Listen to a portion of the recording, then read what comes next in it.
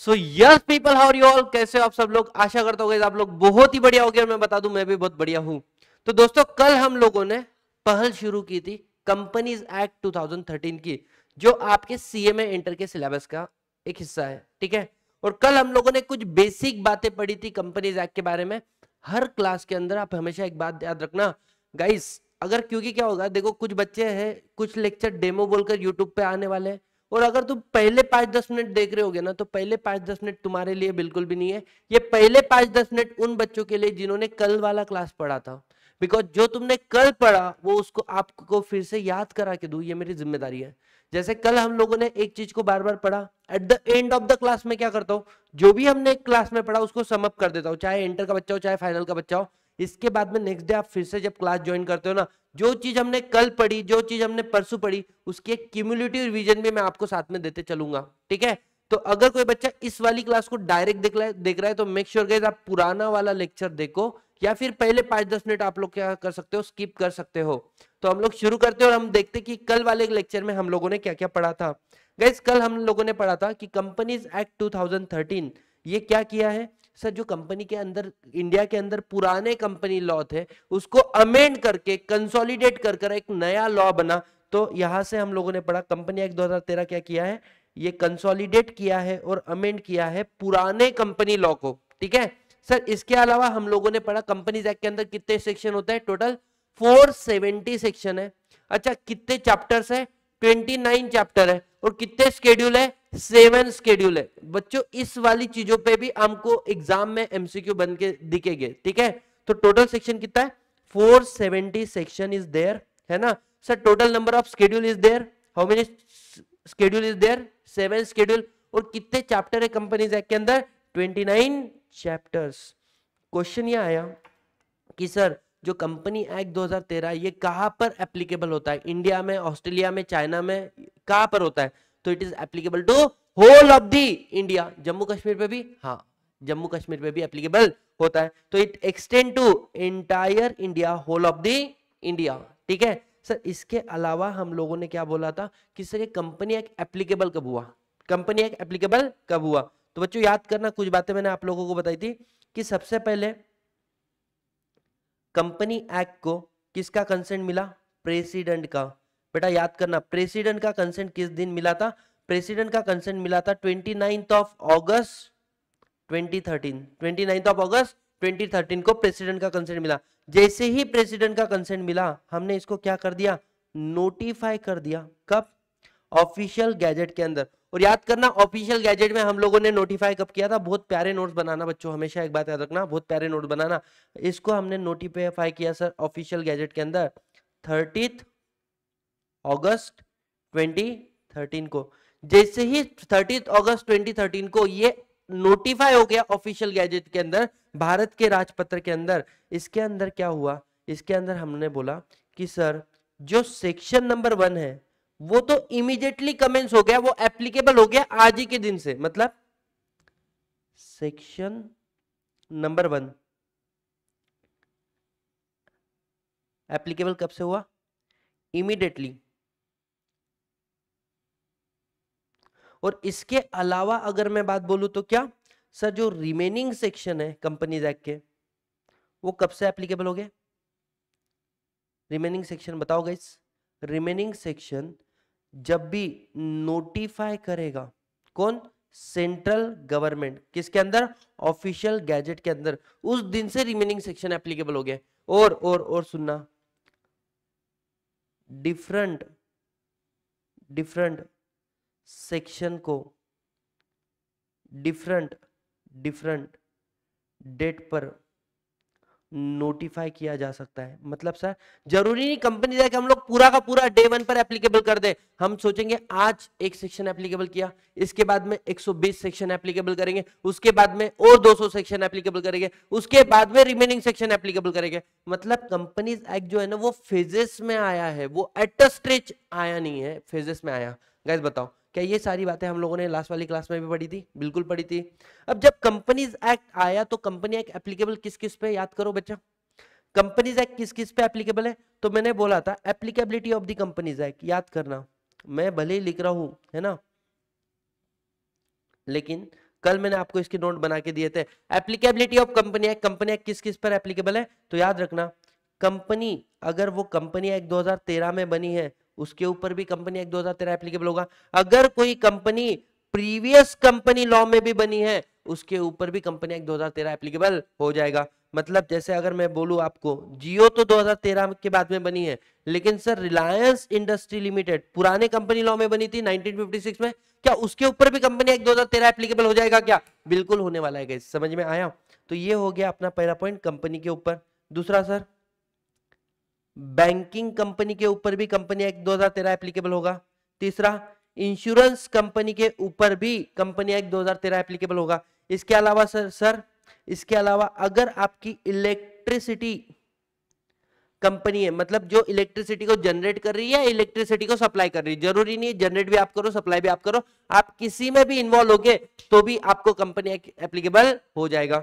और इसके अलावा गाइज अगर आप किसी स्पेशल एक्ट के अंदर रजिस्टर हो, स्पेशल एक्ट के अंदर रजिस्टर हो, आपके ऊपर कंपनी एक्ट तो एप्लीकेबल होगा। लेकिन यहां पर अपने एक पॉइंट बोला था, इफ यू रिमेंबर, क्या कि सर अगर आपके स्पेशल लॉ और कंपनी एक्ट एक दूसरे के साथ में कंसिस्टेंट नहीं है, स्पेशल लॉ और कंपनी एक्ट एक दूसरे के साथ में कंसिस्टेंट नहीं है, तो हमारे ऊपर क्या एप्लीकेबल हो जाएगा गाइस, तो बच्चों सुनो, जैसे एचडीएफसी बैंक है, एचडीएफसी बैंक का एक अलग रेगुलेशन एक्ट है, बैंकिंग रेगुलेशन एक्ट, तो एचडीएफसी बैंक के ऊपर कंपनी एक्ट भी एप्लीकेबल हो रहा है, बैंकिंग रेगुलेशन एक्ट भी एप्लीकेबल हो रहा है। अब कंपनी एक्ट 2013 बोल रहा है कि तुमने साल में सिर्फ 4 मीटिंग लेना है, बैंकिंग रेगुलेशन एक्ट बोल रहे तुमने साल में 10 मीटिंग लेना है, बताओ एचडीएफसी बैंक किसको सुनेगी, तो बोले अपने लॉ को सुन लेना। समझ में आ रहा है गाइस, तो यहाँ पे स्पेशल लॉ प्रिवेल करेगा। दूसरा एग्जांपल मैं देता हूं, बेटा हम लोगों ने पढ़ा है कि कंपनी ने जब भी बैलेंस शीट बनाना चाहिए किसके हिसाब से बनाना चाहिए, शेड्यूल 3, शेड्यूल 3 मतलब बैलेंस शीट का फॉर्मेट है, ठीक है। तो अगर आपकी बैंकिंग कंपनी है ना, आपके फॉर्मेट तो अलग ही है, आपको शेड्यूल 3 फॉलो करने की जरूरत नहीं है, ऐसा कौन बोलता है, बैंकिंग रेगुलेशन एक्ट बोलता है। अब बताओ आप किसको फॉलो करोगे, कंपनी एक्ट 2013 को फॉलो करोगे या बैंकिंग रेगुलेशन एक्ट को फॉलो करोगे, guys you are going to follow banking regulation act. अगर आप एक बैंकिंग कंपनी हो, तो बोलने का मतलब क्या है, अगर आप बैंकिंग कंपनी हो, इंश्योरेंस कंपनी हो, इलेक्ट्रिसिटी कंपनी हो, या फिर आप स्पेशल एक्ट वाली कंपनी हो और आपके लॉ के अंदर और कंपनी लॉ के अंदर पंगे हो जाते हैं, तो आपको अपने लॉ के बारे में सोचना है, किसी और के लॉ के बारे में नहीं सोचना है। गाइस बताओ क्या ये वाला पॉइंट आपको समझ में आया, यस और नो, सॉर्टेड एकदम आराम से, इजी है, कंफर्टेबल है, यस सर। तो ये देखो हमने पढ़ा है company incorporate under this act और कंपनी इनकॉर्पोरेट अंदर प्रीवियस कंपनी लॉ, आपको कंपनी एक्ट एप्लीकेबल होने वाला है, इंश्योरेंस कंपनी आपको भी कंपनी लॉ एप्लीकेबल होने वाला है, बैंकिंग कंपनी आपको भी कंपनी लॉ एप्लीकेबल होगा, इलेक्ट्रिसिटी कंपनी को भी, या फिर ऐसी कंपनी जो कैसे स्पेशल एक्ट में बनी हुई है। और इसके अलावा वो सारी बॉडी कॉर्पोरेट जिसको सीजी ने नोटिफाई कर दिया, हर वो बॉडी कॉर्पोरेट जिसको सीजी ने नोटिफाई कर दिया उसको भी कंपनी एक्ट 2013 एप्लीकेबल हो जाएगा। बताओ क्या यहां तक के सारे पॉइंट क्लियर हुए, यस और नो, यस और नो गाइस, यस। तो ये सारे प्रोविजन जो भी हम लोगों ने क्लास में पढ़े थे इसको मैंने रिवाइज भी करा दिया। अब सर क्वेश्चन ये आता है, what do you mean by company, हम लोग कंपनी किसे बोलेंगे, आ जाओ गाइस, हम लोगों ने कुछ इंपॉर्टेंट बातें पढ़ी थी कंपनी के बारे में। Definition of company, definition of company, guys बताओ कंपनी के डेफिनेशन, आपका पेज नंबर 6 जो है वहां पर है ना, कंपनी आप किसे बोलोगे, तो मैंने आपको बोला था कंपनी कहां पर लिखा हुआ है, कंपनी को डिफाइन किया है सेक्शन नंबर 2 क्लॉज नंबर 20 के अंदर, कहां पर डिफाइन किया है, सेक्शन नंबर 2 क्लॉज नंबर 20 के अंदर कंपनी को डिफाइन किया है। क्या बोला इन्होंने कंपनी को, बोले company means, company means a company, company means a company. जब भी डेफिनेशन में मींस वर्ड आता है, बताओ ये डेफिनेशन कैसी हो जाती है, रिस्ट्रिक्टिव हो जाती है, एक्सटेंसिव, मतलब दिया है उतना ही पढ़ना है, उससे ज्यादा अपना दिमाग लगाना है, तो जितना दिया है उतना ही पढ़ना है, उससे ज्यादा अपने दिमाग लगाने की जरूरत नहीं है। तो definition is what, it is a restrictive definition, restrictive definition. बोले company means a company which is incorporated, which is incorporated under this act or under any previous company law। क्या बोला इन्होंने? Company means a company which is incorporated under this act और any previous company law. Sir इसका मतलब क्या हुआ है? देखो एग्जाम्पल के तौर पे अगर मैं बोलूं रिलायंस इंडस्ट्री लिमिटेड, बेटा ये किस एक्ट में रजिस्टर है? कंपनी एक्ट 2013 में रजिस्टर है या पुराने कंपनी लॉ में रजिस्टर है? सर पुराने कंपनी लॉ। तो क्या वो कंपनी है? यस वो कंपनी है। सर अगर मैं बात करूं जियो के बारे में, तो बेटा वो कंपनी एक्ट 2013 में रजिस्टर है या पुराने कंपनी लॉ में रजिस्टर है? नए कंपनी लॉ में रजिस्टर है। तो क्या वो कंपनी है? हाँ वो कंपनी है। समझ में आ रहा है? सर एक और example, we learn academy private limited, ये भी एक कंपनी है विजय सारडा सर की, लेकिन बेटा ये किस एक्ट में रजिस्टर? कंपनी एक्ट 2013 में। तो क्या मैं इसे कंपनी बोल सकता हूं? हाँ इसे कंपनी बोल सकते हो। लेकिन अगर आप एग्जांपल लो अमेजॉन, गूगल, क्या ये कंपनी है? अमेजॉन गूगल ये कंपनी है? आप बोलोगे हाँ ना, ये कंपनी नहीं है, क्योंकि ना ये 2013 के एक्ट में रजिस्टर, ना किसी पुराने लॉ में रजिस्टर है। सर ये क्या है? Foreign company. तो बेटा फॉरेन कंपनी का डेफिनेशन क्या लिखा है? लिखना फॉरेन कंपनी कहां पे डिफाइन है foreign company guys? Section 2 clause 42। और क्या बोलता है फॉरेन कंपनी का डेफिनेशन? फॉरेन कंपनी का डेफिनेशन बोलता है foreign company means a company which is incorporated outside India but having place of business in India. अगर ऐसी कोई कंपनी है, मतलब अ company which is incorporated outside India, जिसका जन्म तो इंडिया के बाहर हुआ है but having place of business in India, जिसका प्लेस ऑफ बिजनेस कहां पे गाइस? जिसका प्लेस ऑफ बिजनेस इंडिया में है। सर अब क्वेश्चन ये भी आना चाहिए, सर जब आप बोलते हो प्लेस ऑफ बिजनेस, तो प्लेस ऑफ बिजनेस मतलब क्या? प्लेस ऑफ बिजनेस म्हणजे काय? तो बोले प्लेस ऑफ बिजनेस मतलब सुनो, चाहे आप अपने खुद होके काम करें इटसेल्फ, या चाहे आप अपने एजेंट के थ्रू काम करो, चाहे आप फिजिकली काम करो इंडिया में, चाहे आप इलेक्ट्रॉनिक मोड से काम करो, फर्क नहीं पड़ता। मतलब अ company which is incorporate outside India but having place of business in India, ऐसी कंपनी को हम लोग क्या बोलेंगे? Foreign company. सबसे इंपॉर्टेंट बात क्या कि सर आपकी कंपनी का you should conduct any business activity in India in any other manner, या फिर conduct any business activity in India in any other manner. अगर आप किसी भी मैनर में कोई भी इंडिया में बिजनेस एक्टिविटी क्या कर रहे हो? कंडक्ट कर रहे हो, तो आप इंडिया में क्या बोलोगे गाइस? आपको फॉरेन कंपनी। एक बार फॉरेन कंपनी का डेफिनेशन मेरे को बताना यार, कहां पे लिखा हुआ है? सेक्शन 2 क्लॉज 42 क्या बोलता है? Foreign company means a company, बोलो मेरे साथ में, foreign company means a company, foreign company means a company which is incorporated outside India, which is incorporated outside India having place of business in India, उसको बोलेंगे हम लोग क्या? Foreign company. Guys is it clear with you? Yes और no? Tell me fast. तो foreign company का definition, and mark my word guys, अपने notes बहुत ज्यादा प्यारे बनने चाहिए। समझ में आ रहा है? नोट्स तो बहुत ज्यादा प्यारे बनने चाहिए। अब सर सुनो ना, इसके अलावा तो हमने देखा एक डेफिनेशन किसका? Company. Company means company incorporated under this act any previous company law. इसके अलावा देखा foreign company which is incorporated outside India having place of business in India either by itself or through agent, either physically or through electronic mode, और conduct any business activity in India in any other manner, तो भी हम लोग आपको क्या बोलेंगे? Foreign company बोलेंगे। जल्दी बताओ क्या यहां तक समझ में आया गाइस? यस और नो? अब तीसरी डेफिनेशन जो हमारे सामने आती है, that is your body corporate. Body corporate. और बेटा सबसे अच्छी बात क्या है, अभी तक जो जो डेफिनेशन आ रही थी वो मीन्स के नाम से थी, अब जो डेफिनेशन आ रही है वो किस वर्ड के साथ में आ रही है? इंक्लूड्स।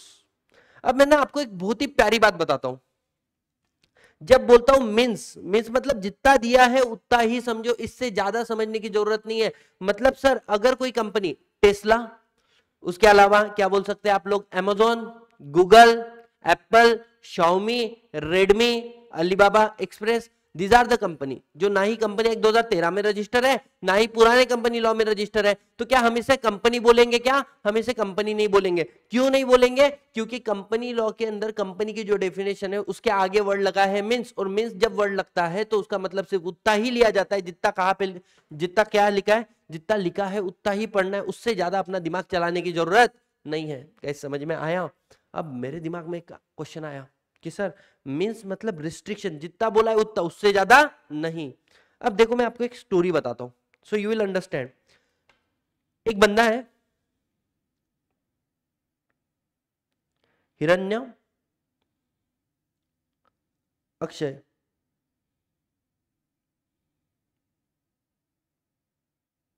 हिरण्य अक्षय। बेटा हिरण्य अक्षय नाम का एक बंदा था जो असुर था। एक असुर मतलब समझो भूत था, है ना, असुर जिसको बोलेंगे हम लोग। इसका वध किया किसने? नारायण। नारायण मतलब विष्णु भगवान ने हिरण्यक्षय का वध किया। जैसे ही हिरण्यक्षय का वध किया विष्णु भगवान ने, बेटा हिरण्यक्षय का छोटा भाई था हिरण्यकश्यप।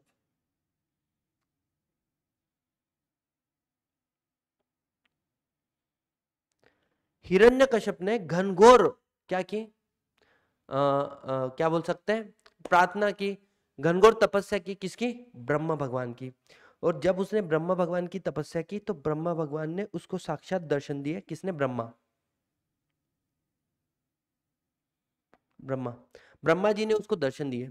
जैसे ही ब्रह्मा जी ने उसको दर्शन दिए, इसने बोला, ब्रह्मा जी खुश हो गए इसकी तपस्या से, तो ब्रह्मा जी ने बोला मंगो, मतलब मांग लो, आपको क्या वह चाहिए आप मांगो। तो इसने बोला कि मैं कभी मरना नहीं चाहिए, मैं कभी भी मरू नहीं, ऐसा कुछ वत दो।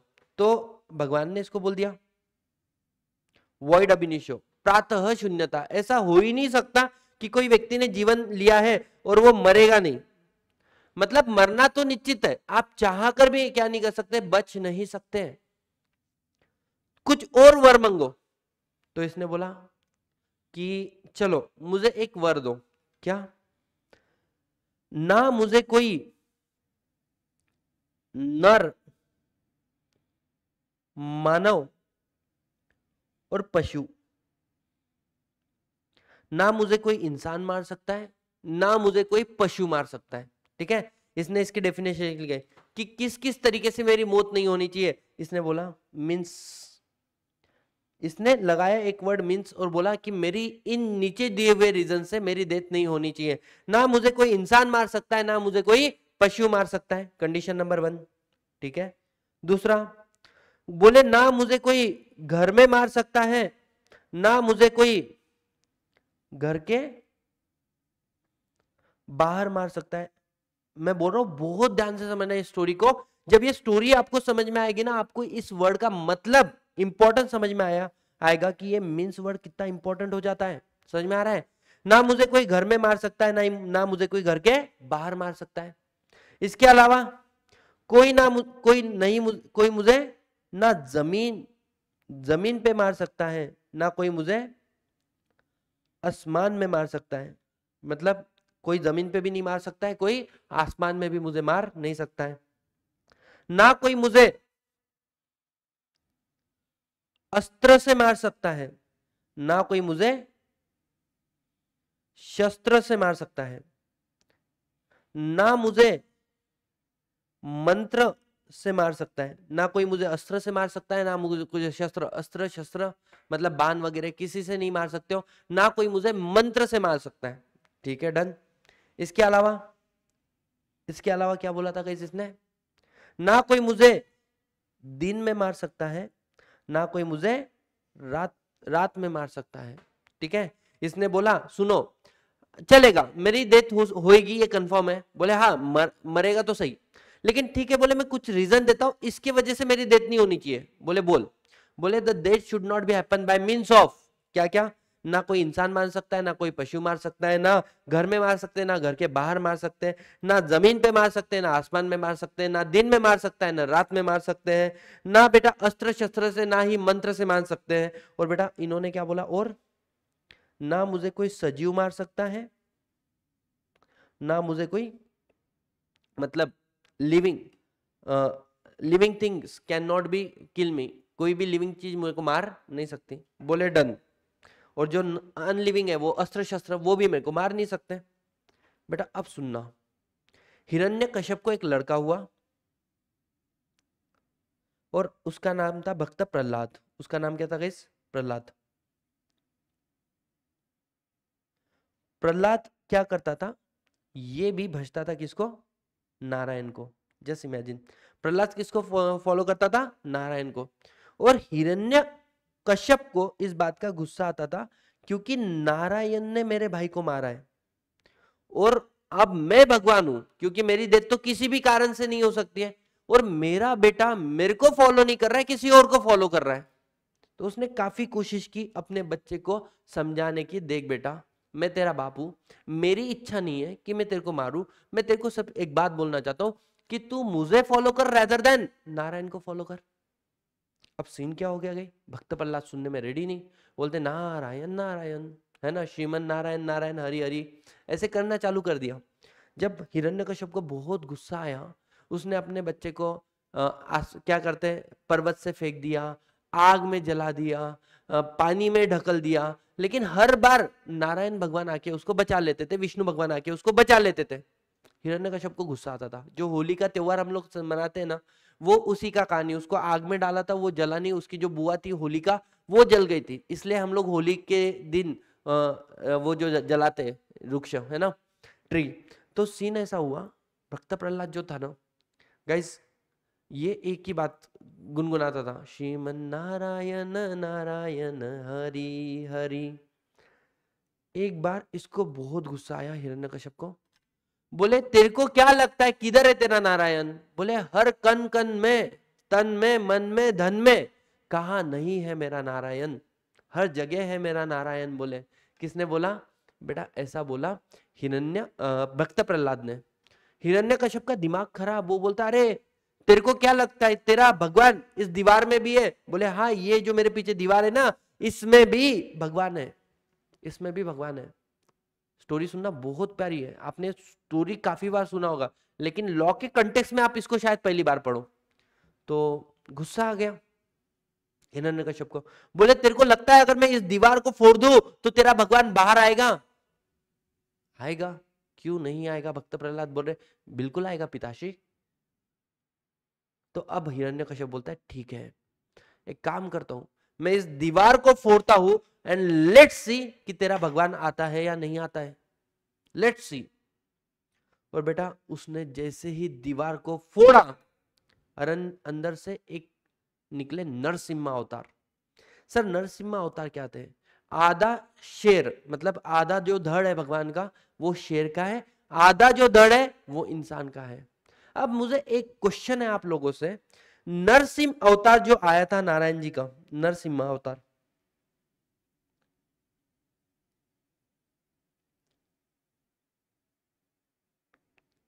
वो किसके लिए आया था रे? क्योंकि भक्त प्रहलाद ने बोला था कि हर जगह मेरे भगवान है, और इस बात की लाज लगने के लिए भगवान आए या हिरण्यकश्यप का वध करने के लिए भगवान आए? थोड़ा लॉजिकली सोचो। हिरण्यकश्यप ने क्या पूछा कि कहाँ है तेरा भगवान? तेरे को लगता है कि इस दीवार को फोड़ूंगा तो तेरा भगवान बाहर निकलेगा? उसने बोला हाँ मेरा भगवान बाहर निकलेगा। तो जो नरसिम्हा अवतार आया वो किन के लिए आए? अपने भक्त की लाज बचाने के लिए आए कि सिर्फ और सिर्फ हिरण्यकश्यप का वध करने के लिए आए थे? बताओ क्या लगता है आपको, क्या लगता है? सर भक्तों की लाज बचाने के लिए आए। You should not think like this. अगर अपने भक्त को दर्शन देने के लिए आना पड़ता, he should come in the more beautiful manner.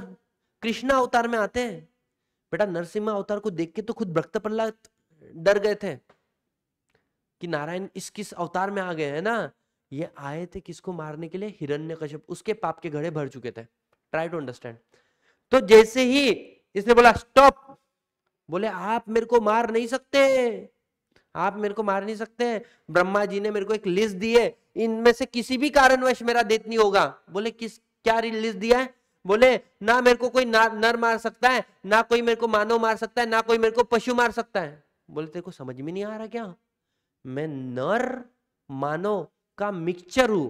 तूने बोला मीन्स ना मेरे को इंसान मार सकता है ना पशु, तूने ये बोला नहीं। अर्धमानव मेरे को मार नहीं सकता, मैं तो आधा मानव हूं और आधा पशु हूं, तेरे लिस्ट में नाम है ही नहीं। बेटा इस मीन्स के डेफिनेशन में क्या नहीं था, अर्धमानव नहीं था, इज मिसिंग। तो बेटा डर गया हिरण्यकश्यप, बोले स्टॉप, सुनो ना, ना मुझे कोई घर में मार सकता है ना मुझे घर के बाहर। बेटा नरसिम्हा अवतार ने पकड़ा हिरण्यकश्यप को और बेटा अपने जांघों पे रख दिया। अब नरसिम्हा अवतार क्या बोल रहा है, तेरे को समझ में नहीं आ रहा है, ना मैं तेरे घर के बाहर हूं ना मैं तेरे महल के अंदर हूं, मैं तेरे को तेरे घर के चौखट पे लेके बैठा हूं। मतलब बेटा तूने बोला था ना घर के अंदर ना घर के बाहर, तूने ये बोला ही नहीं घर के चौखट पे, ये वर्ड तो तेरा नहीं था, है ना, तो चौखट वाला वर्ड तूने डेफिनेशन में लिखा ही नहीं तेरे डेथ वाले, ठीक है, ये हो गया प्रॉब्लम। बोले ना मेरे को कोई जमीन पे मार सकता है ना कोई मेरे को आसमान में मार सकता है। अरे बोले पागल है क्या, ना तू जमीन पे टिका है ना तू आसमान में लटक रहा है, तू तो मेरे जांघों पे बैठा है, समझ में आ रहा है, तू मेरे पैरों पे बैठा हुआ है और अब मैं तेरा वध करने वाला हूं। मतलब बेटा तूने यहाँ पे उन्होंने अपने लेग्स को यूज किया था, आर्म्स को यूज किया था सामने वाले को मारने के लिए। बोले ना कोई मेरे को अस्त्र से मार सकता है ना कोई मेरे को शस्त्र से मार सकता है।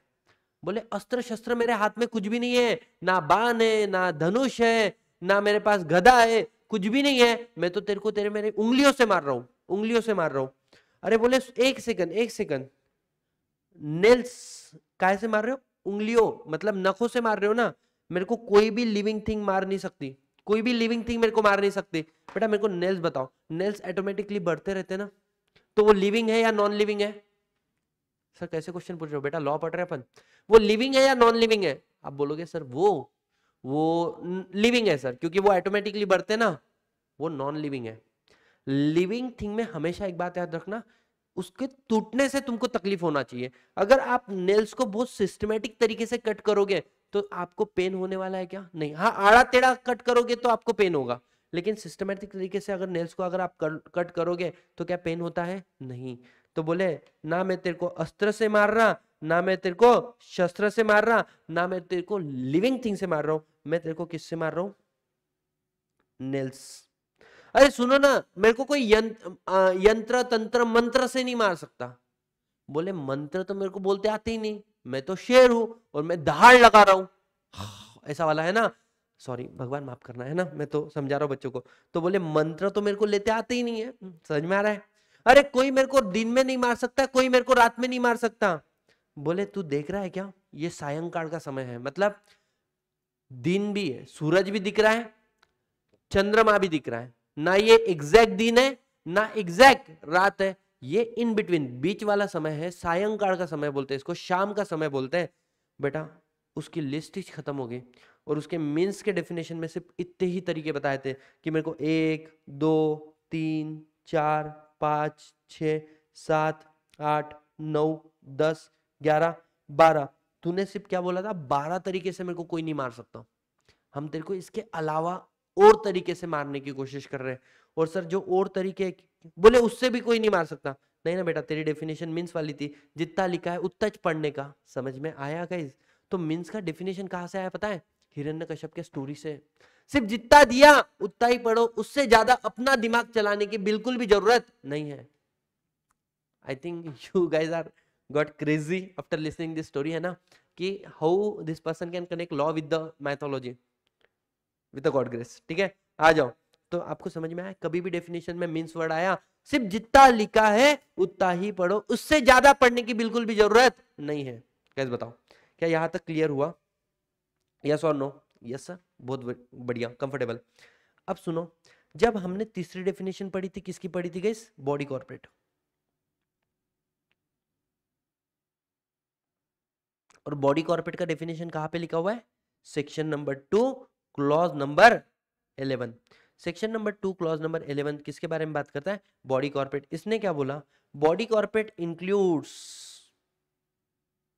बॉडी कॉर्पोरेट इंक्लूड्स, और जब भी डेफिनेशन में वर्ड इंक्लूड्स आ जाता है, द डेफिनेशन इज इंक्लूसिव। इसमें जितना लिखा है सिर्फ उतना पढ़ने की जरूरत नहीं, इससे ज्यादा आप अपने दिमाग की चीजें इसमें डाल सकते हो।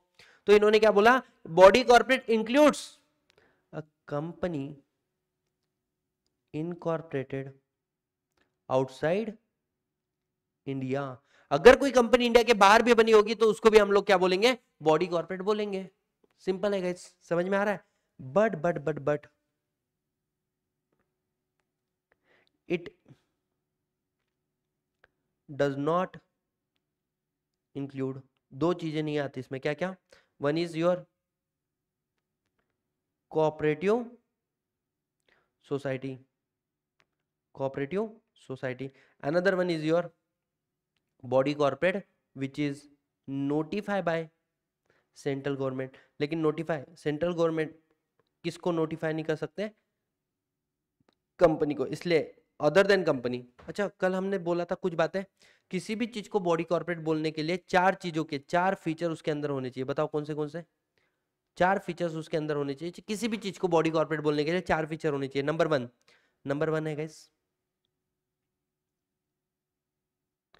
आप किसी ना किसी एक्ट में रजिस्टर्ड होने चाहिए। नंबर टू, आपकी सेपरेट लीगल एंटिटी होनी चाहिए। नंबर थ्री, आपका परपेचुअल सक्सेशन होना चाहिए। और चौथा क्या बोला था गाइस आपका, आपके पास कैपेसिटी होनी चाहिए to sue and be sued. मतलब आप किसी पे केस फाइल कर सकते हो और कोई आप पे भी केस फाइल कर सकता है। इट मींस ये अगर चार फीचर सेटिस्फाई हो जाए तो you are a body corporate. और बेटा यहां से हमने, अब जो कल तुमने नहीं लिखा था वो लिखो, क्यों हमने यहाँ पे कंक्लूजन निकाला तो लिखेंगे नोट,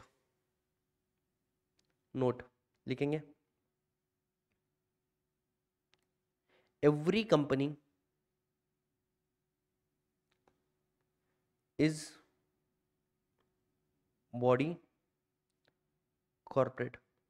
हर एक कंपनी क्या है? बॉडी कॉर्पोरेट है। Reliance industry limited body corporate है, बट एवरी बॉडी कॉर्पोरेट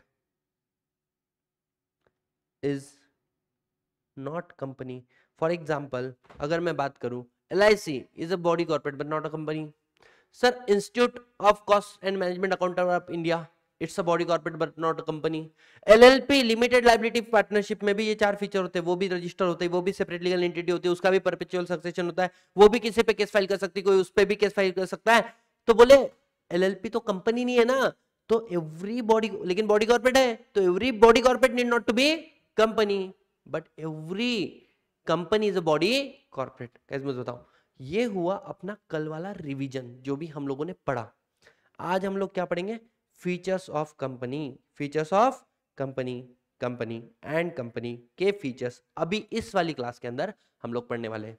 जल्दी बताओ गाइज, गाइज अगर आपको अपने लेक्चर अच्छे लगते हैं तो make sure you are going to like this video, make sure you are going to share with your friends. समझ में आ रहा है आप लोगों को? द रीजन बीइंग, आप लोग शेयर करोगे तो ही कहीं ना कहीं किसी को किस पता चलेगा सम टीचर आर एग्जिस्ट। समझ में आ रहा है क्या? ठीक है, चलो अब हम लोग आ जाते हैं features of company, features of company and features of company. सबसे पहला फीचर कंपनी। बेटा कंपनी बनती है या कंपनी को बनाना पड़ता है? जैसे अपन निकलते हैं, मतलब अरे अपन अपने मम्मी पापा की हरकतों से बनते हैं, है ना? वैसे कंपनी भी ऑटोमेटिकली बन जाती है या कंपनी को बनाना पड़ता है? कंपनी को बनाना पड़ता है। कैसे बनाएंगे? तो पहला पॉइंट लिखेंगे guys, features of company, features of company, features of company. और सबसे पहला फीचर लिखेंगे इनकॉर्पोरेटेड एसोसिएशन, इनकॉर्पोरेटेड एसोसिएशन। ठीक है गाइस, तो सबसे पहला फीचर है कंपनी का, इट्स अ इनकॉर्पोरेटेड एसोसिएशन। मतलब सर जैसे फॉर एग्जांपल SB, ये कौन है? ये मैं हूं, ठीक है। मैंने क्या किया, मैंने कंपनी को, कंपनी एक्ट 2013 चल रहा है, हाँ, तो मैंने एक कंपनी बनाई कंपनी एक्ट 2013 के अंदर। मतलब मैंने मेरे कंपनी को क्या किया? रजिस्टर्ड किया। समझ में आ रहा है क्या? लेकिन मेरे पिताजी ने भी एक कंपनी बनाई थी। मेरे पिताजी कौन? DB मतलब देवीलाल जी बाहेती। मैं कौन? SB मतलब सतीश बाहेती। हमारा पूरा नाम क्या है? सतीश देवीलाल जी बाहेती। तो बेटा मेरे पापा ने जो कंपनी बनाई थी वो उन्होंने किस एक्ट के अंदर बनाई थी? Company act 2013। तो अनफॉर्चुनेटली गाइस मैं तुमको बता दूं, वैसे my father was pass away in the year 2012। ऐसा बोलना नहीं था, मतलब एक एग्जांपल आ रहा है दिमाग में इसलिए बता रहा हूँ मैं, ठीक है।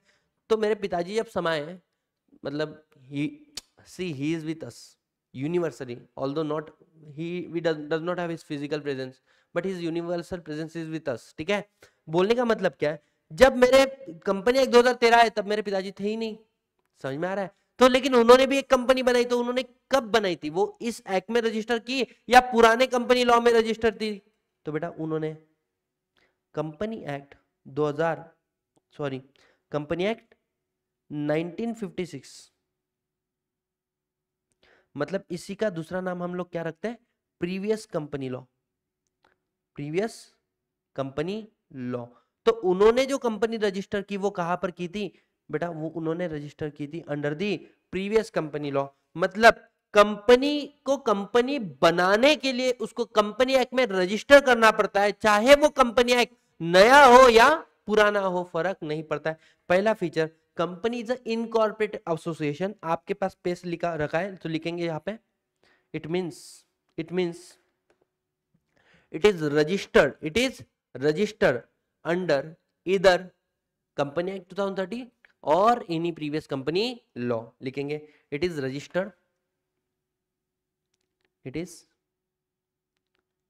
registered under company act 2013 or under any previous company law. क्या आपका ये वाला पॉइंट आपको समझ में आ गया? अगर आप कंपनी एक्ट 2013 में रजिस्टर्ड हो या आप पुराने किसी कंपनी लॉ में रजिस्टर्ड हो, आप क्या बन चुके हो, आप कंपनी बन चुके हो। अब बेटा सुनना, सतीश सर ने एक कंपनी रजिस्टर की थी, एसबी प्राइवेट लिमिटेड। कौन सी कंपनी रजिस्टर की गई? मैंने जिस कंपनी को रजिस्टर किया उसका नाम है एसबी प्राइवेट लिमिटेड।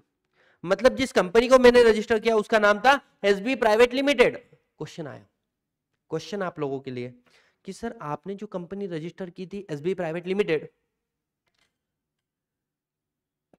आप तो पर्सन हो, क्या ये भी एक पर्सन है? हाँ, कंपनी एक अलग पर्सन है in the eyes of law.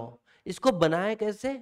Law के प्रोसेस से। तो इसलिए कंपनी हमें दिखती नहीं है, इसको हम लोग बोलेंगे it's a artificial person. Company क्या है?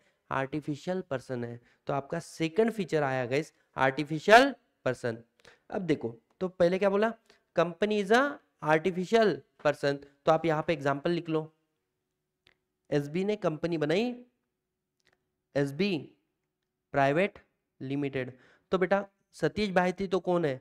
नेचुरल पर्सन, और कंपनी जो बनाई वो कौन, क्या है? That is artificial person. Company क्या है? Artificial person. अब ये जो 5-6 पॉइंट लिखे हैं ना, ये सारे पॉइंट आपको फिलअप करना है, तो वन बाय वन। बेटा कंपनी कैसी बनी? बायोलॉजिकल प्रोसेस से, मतलब कैसी, या लॉ के प्रोसेस से? लॉ के प्रोसेस से। सो कंपनी लिखेंगे come into existence by process of law।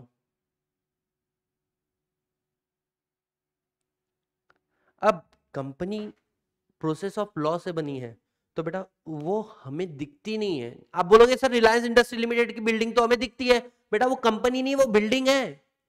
Building फूट जाए तो क्या कंपनी बंद हो जाएगी? नहीं, काम रुक जाएगा, कंपनी बंद होने वाली नहीं है। मतलब सर कंपनी जो है एक आर्टिफिशियल पर्सन है, it exist in the eyes of law. आपको लॉ का चश्मा पहनना पड़ेगा अगर आपको कंपनी को देखना होगा तो।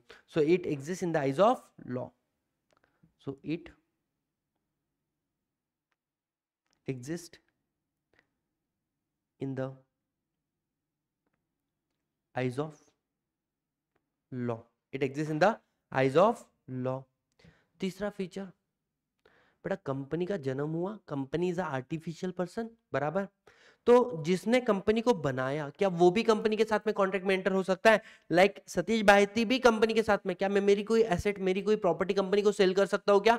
Yes you can. कंपनी अलग छे, तू अलग छे, तू कंपनी का ले सकता है, तू कंपनी को दे सकता है। प्रॉपर्टी में है ना। सो इवन लिखेंगे, even a member of company can enter into contract with company. Company का मेंबर भी कंपनी के साथ में कॉन्ट्रैक्ट में एंटर हो सकता है। अब सर मेरे दिमाग में डाउट आ रहा है, अब बताओ क्या कि सर कंपनी क्या क्या कर सकती है? हर वो काम जो तू कर सकता है वो कंपनी कर सकती है। सर मैं कॉन्ट्रैक्ट में एंटर हो सकता हूं, कंपनी हो सकती है। सर मैं प्रॉपर्टी एक्वायर कर सकता हूं, कंपनी कर सकती है। सर मैं एक सेपरेट पर्सन हूं, कंपनी भी एक सेपरेट पर्सन है। सर मैं किसी के ऊपर केस फाइल कर सकता हूं, कंपनी भी कर सकती है। कोई मेरे ऊपर केस फाइल कर सकता है, कंपनी भी कर सकती है। सर मैं शादी कर सकता हूं, कंपनी नहीं कर सकती है। सर मैं बच्चे पैदा कर सकता हूं, कंपनी नहीं कर सकती। सर मैं जेल में जा सकता हूं, कंपनी नहीं जा सकती। कंपनी को जेल में कैसे ले जाओगे? उसका सर्टिफिकेट ऑफ इनकॉर्पोरेशन हिलाओगे क्या, मतलब लेके जाओगे क्या रखने के लिए? तो जेल में नहीं जा सकते। सर मैं सीए सीएस सीएमए कर सकता हूं, कंपनी नहीं कर सकती है। It can not practice as a profession. समझ में आ रहा है? तो पहला बात, what company can do, what company can do, तो हर वो काम जो आप कर सकते हो, कॉन्ट्रैक्ट में एंटर होना, प्रॉपर्टी को एक्वायर करना, है ना, श्यू करना। तो यहां पर आप एकदम बेसिक ऐसे लिख लो, कॉन्ट्रैक्ट, प्रॉपर्टी और श्यू। ये जो काम तुम कर सकते हो ना वो कंपनी कर सकती है। और दूसरा लिखेंगे कांट। ऐसा क्या है जो कंपनी नहीं कर सकती है? Company can not marry, company can not take a oath, कसम नहीं खा सकती। कंपनी कैन नॉट ओथ नहीं ले सकती है। इसके अलावा कंपनी क्या नहीं कर सकती है? Company can not practice as professional. जैसे हम लोग प्रोफेशनल सी में ना, वैसे कंपनी प्रोफेशनल बोल के प्रैक्टिस नहीं कर सकती है। सर कंपनी टेंजिबल है इंटेंजिबल है? बेटा कंपनी क्या है? इंटेंजिबल है। सर क्या होता है टेंजिबल? जिसको तुम टच कर सकते हो, फील कर सकते हो। Intangible something that can not touch, can not feel. Company किधर है तू, है ना। It can not B it touch feel, it is intangible. Sir company visible है इनविजिबल है? इनविजिबल, जिसको आप देख नहीं सकते।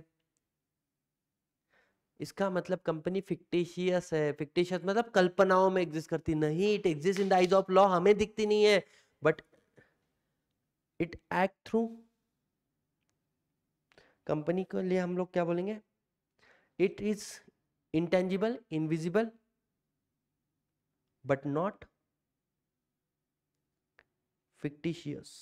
फिक्टिशियस नहीं है, कल्पनात्मक, इट इज अ रियल। और लास्ट में कंपनी फिर कैसे कार्य करते हैं? It act through human agency. Company किसके थ्रू कार्य करती है? Company act through human agency. Guys आपको समझ में आया? ये जो स्पेसेस मैंने लिखे ना, see very simple, I will tell you something. क्या होगा इसके आगे? हम लोग फीचर पढ़ेंगे सेपरेट लीगल एंटिटी। बच्चा क्या सोचता है? Incorporate association, separate legal entity, artificial person is one and the same thing. ना मुन्ना ना, तुम इधर का उधर, उधर का इधर लिख के आते, इसलिए तुम एग्जाम में पास नहीं होती, क्योंकि तुमको अच्छे मार्क मिलते नहीं फिर। तो 5 बातें बताओ क्या क्या थी, देखो कितनी इजी है। सर इसको बनाया bye process of law, it exist in the eyes of law, even a member can enter into contract with the company, what company can do, what company can't do. Company is a intangible invisible, क्या बोल सकते हैं, but not fictitious. Company किसके through काम करती है? Through human agency. याद करो पांचों के पांचों 6 पॉइंट। कंपनी किससे बनती है? Bye process of law. कहाँ पे एग्जिस्ट करती है? In the eyes of law. क्या मेंबर भी उसके साथ में ले दे सकता है कंपनी के साथ में? हाँ, member can enter into contract with the company. इसके बाद में कंपनी टेंजिबल इंटेंजिबल है? इंटेंजिबल है। Visible invisible? इनविजिबल है। फिक्टिशियस है? फिक्टिशियस नहीं है। और कंपनी क्या कैसे कार्य करती है? बेटा कंपनी कार्य करती है through human agency, and that human agency is director. समझ में आ रहा है गाइस? यस और नो? अब नेक्स्ट पॉइंट आता है तुम्हारा, कंपनी क्या है? एक सेपरेट लीगल एंटिटी है। सेपरेट लीगल एंटिटी मतलब क्या? समझो। सेपरेट का मतलब गाइस लिखेंगे यहाँ पे, सेपरेट का मतलब होता है डिस्टिंक्ट।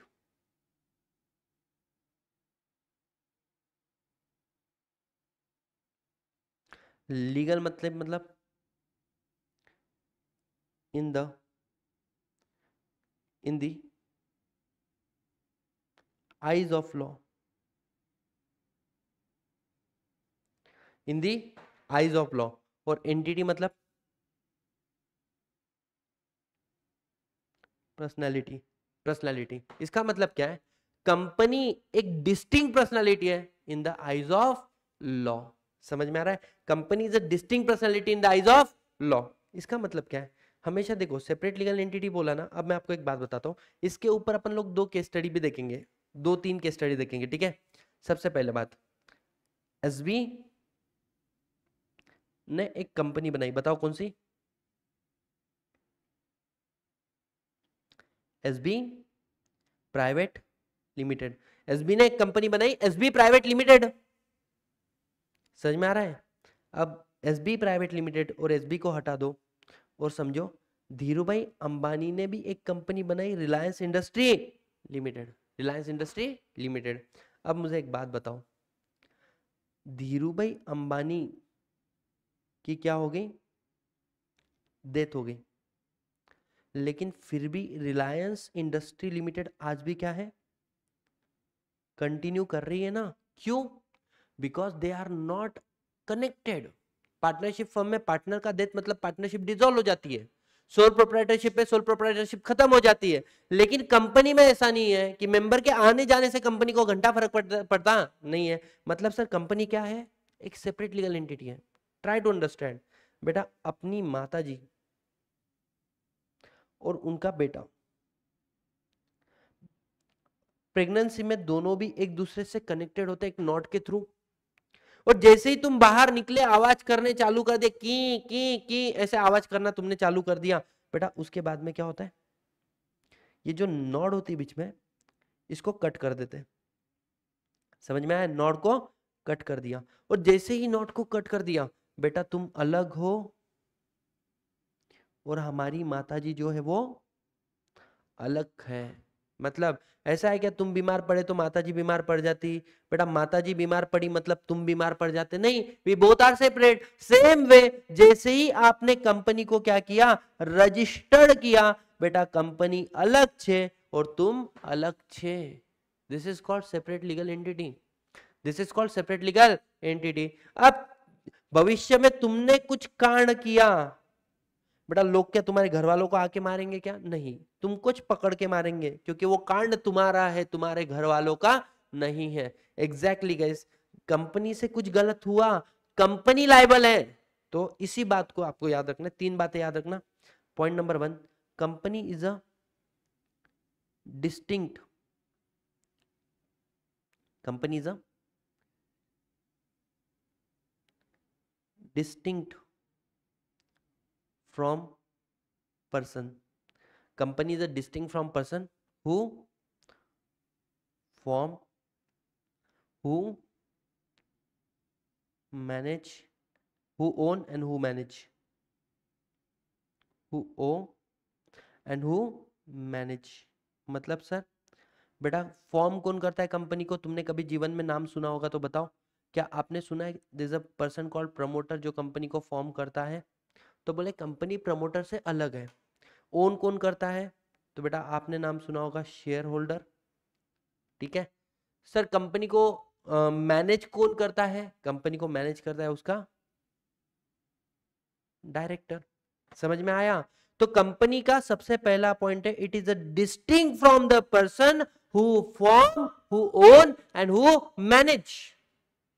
इसके आगे सर, इसके आगे है next point, company has its own rights and liability. Company has its own rights and liability, मतलब कंपनी के किए के लिए तुम लायबल नहीं हो, तुम्हारे कांड के लिए तुम्हारे पेरेंट्स लायबल नहीं है। एंड तीसरा point, member are not liable for act of company. Member are not liable for act of company या member are not liable for wrongful act of company।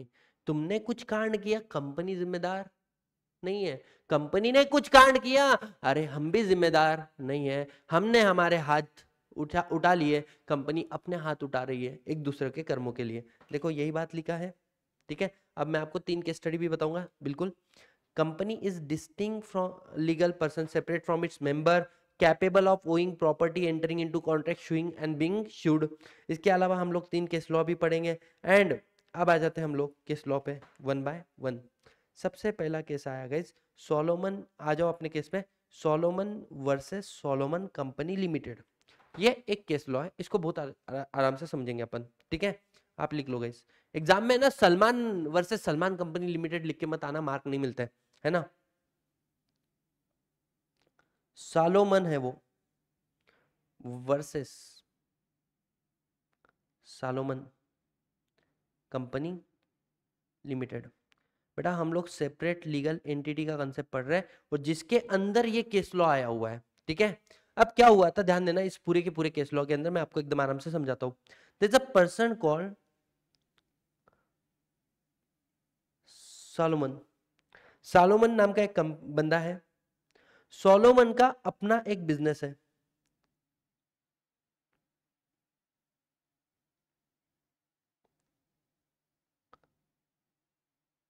Shoes manufacturing. क्या करता है वो, shoes manufacture करता है Solomon.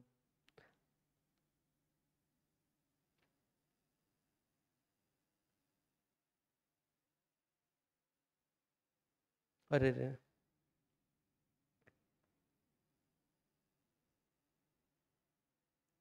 Shoes manufacturing का business है किसका, सोलोमन का। अब सोलोमन ने क्या किया यार, बोले अपन ये शूज मैन्युफैक्चरिंग कर रहे हैं, उसको पता चला कि बोले कंपनी के तरीके से भी अपन बिजनेस कर सकते हैं, तो सोलोमन ने जाके इनकॉर्पोरेट की एक कंपनी, ही इनकॉर्पोरेटेड कंपनी। और जो कंपनी उसने इनकॉर्पोरेट की, बेटा उस कंपनी का नाम उसने क्या रख दिया,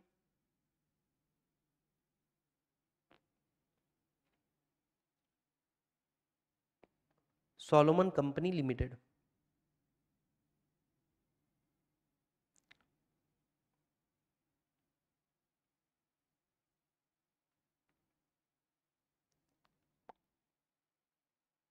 अब सोलोमन ने एक कंपनी बनाई, सोलोमन कंपनी लिमिटेड। हमने एक बात पढ़ा था, if you remember, even a member can enter into contract with company, even a member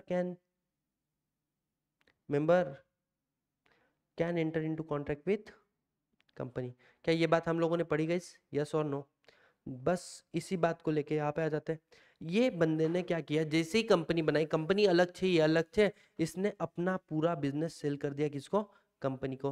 he sold the business to company, इसने ये बिजनेस कर दिया सेल, सेल कर दिया।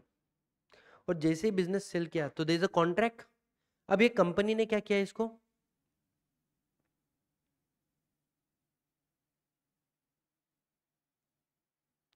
कंपनी ने इसको दिया कंसिडरेशन।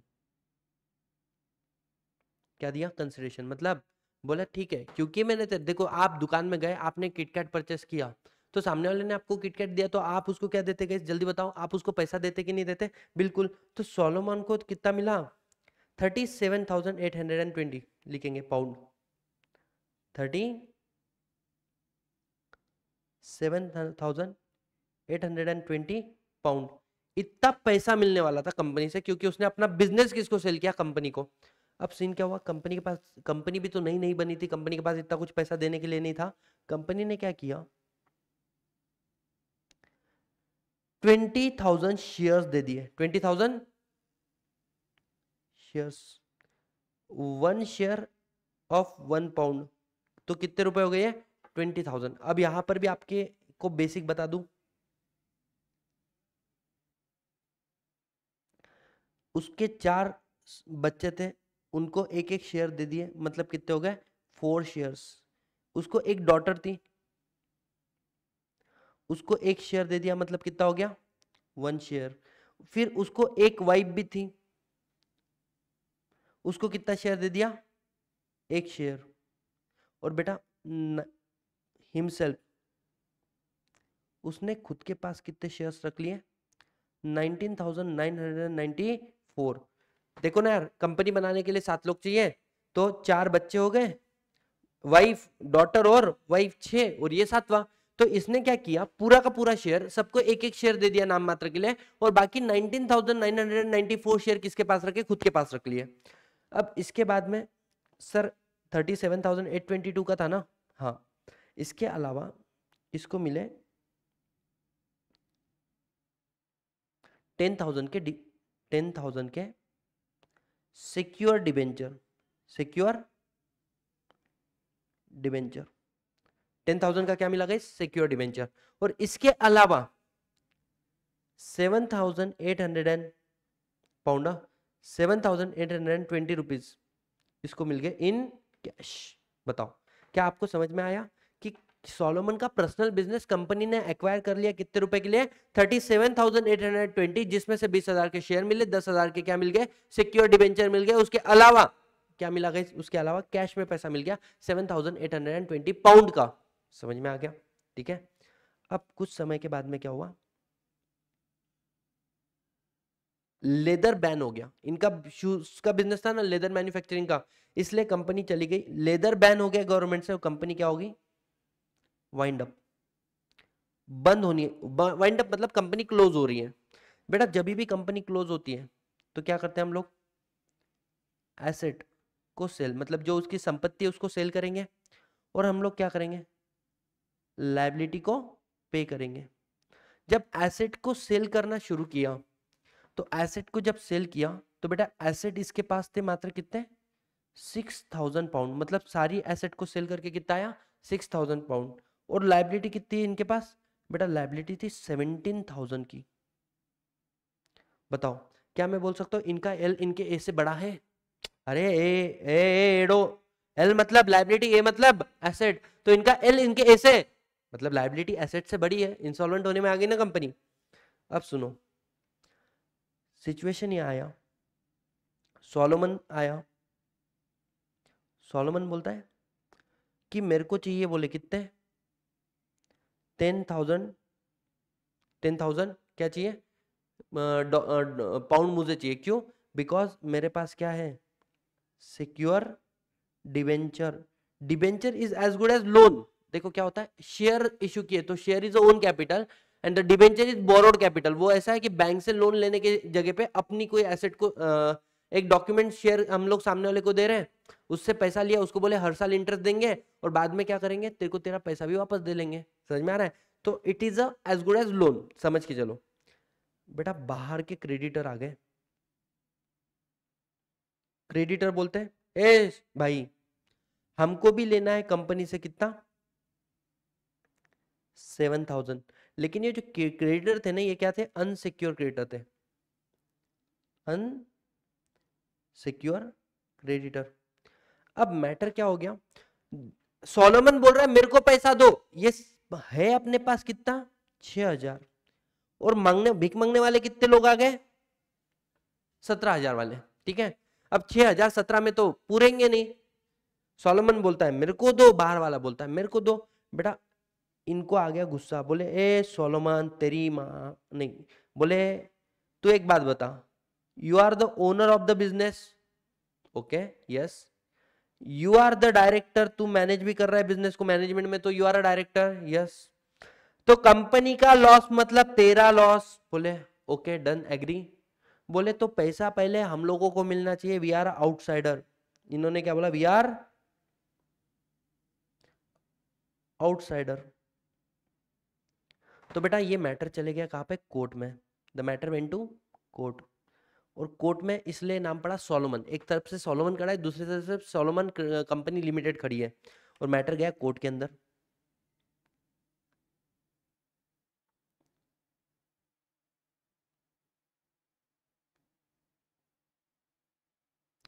और कोर्ट रूम का डिसीजन आया।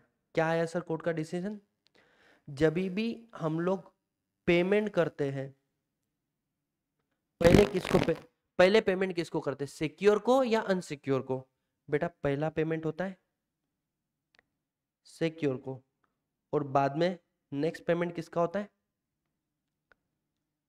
अनसिक्योर वालों का, राइट। और बोले इसमें सिक्योर कौन है, सोलोमन या आउटसाइडर, सोलोमन। तो बोले पहले पैसा किसको मिलना चाहिए, सोलोमन को। तो ये आउटसाइडर बोले अरे नहीं नहीं नहीं, वो तो ओनर है ना। कोर्ट ने बोला sorry, separate legal entity, company अलग छे, सोलोमन अलग छे। जब भी पेमेंट होगा तो पहले किसको मिलेगा, यहाँ पे मिलेगा सोलोमन भैया को। तो बेटा मैं आशा करता हूँ कि तुमने ये वाला पूरा का पूरा केस लॉ मेरे साथ में लिखा है। नहीं लिखा होगा तो पॉज करो, वीडियो को थोड़ा पीछे करो और ये सारी चीजों को लिख लो, लिख लो। मैं हमेशा एक रिक्वेस्ट करता हूँ कि मैं जो लिखते जाता हूँ ना तुम भी लिखते जाओ, चलो ठीक है। मेरे को ऐसे शौक, मतलब कुत्ते ने नहीं काटा, पागल नहीं मैं कि मैं क्यों लिख रहा है, बच्चों तुम्हारे लिए लिख रहा हूं मैं, ट्राई टू अंडरस्टैंड। तो आप लोगों ने सब कुछ मेरे साथ में स्क्रिबल करना है। सॉर्टेड गाइस, यस और नो, यस। अब हो गया ये तुम्हारा case Solomon versus Solomon company limited. एक बार इस केस को पढ़ो, क्या लिखा हुआ है देखो। सोलोमन ने फॉर्म किया है कंपनी, ट्रांसफर किया उसका shoes business Solomon company limited को 38,782, मैंने 780 820 ऐसे कुछ तो भी बोला, मैं 720 बोला। बेटा उसको कैश मिल गया कितना, उसके बाद में कितने का उसको ये मिला, अमाउंट मैंने अलग अलग रखा। सब्सिक्वेंटली कंपनी ने अनसिक्योर क्रेडिटर भी थे 8,000 के, कंपनी ने अपने एसेट को सेल किया, कम पड़ रहा था। Court held that the Solomon company being a separate person, Solomon will be entitle for दो 6050, मैंने 6000 बताया था।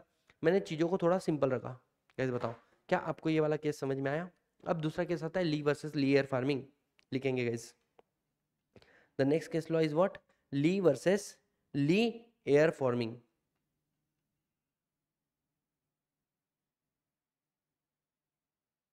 just hold on, just hold on, another case is lee versus lee air forming, just hold on। अब जो ली versus Lee air farming वाला case है इसको थोड़ा अच्छे से समझना। इस केस में क्या हुआ था, लिखेंगे ली वर्सेस ली एयर फार्मिंग। अच्छा सुनो, ये पहले एयर, ली एयर फार्मिंग क्या होता है ये समझना। There is a person called Lee, ये कौन है, मिस्टर ली। मिस्टर ली का एक बिजनेस था air farming. Sir air farming मतलब क्या, देखो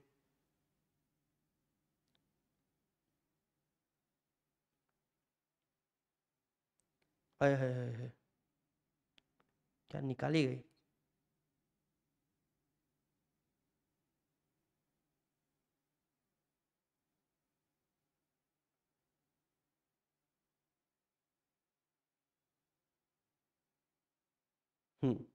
ये लोग क्या करते, अरे अरे अरे, एक चीज रह गई।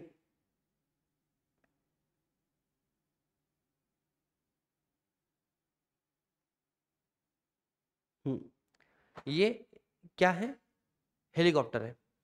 ये लोग क्या करते थे, लोग पेस्टिसाइड करते हैं ना पूरे फार्म हाउस फार्म को। ये लोग है ना हवा में से पेस्टिसाइड करते थे, मतलब नीचे यहाँ से ऐसे पेस्टिसाइड करते थे, ऊपर से हवा में से, ठीक है, ऐसे पेस्टिसाइड करते थे।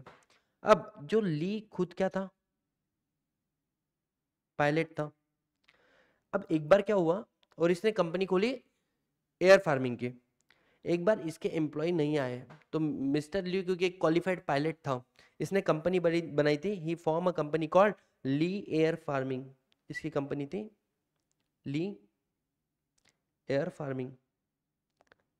अब इसने क्या किया गाइस, क्योंकि एम्प्लॉय नहीं आए थे और ये खुद एक पायलट था, ये चले गया ऊपर एरोप्लेन के हेलीकॉप्टर के अंदर, और गाइस इसने खुद ने पेस्टिसाइड करना शुरू कर दिया था।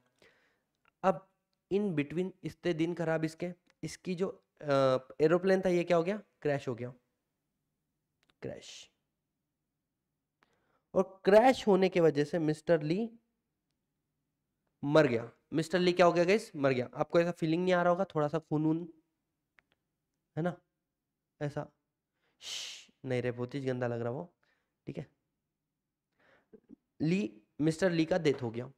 जैसे ही मिस्टर ली का डेथ हो गया, उनकी वाइफ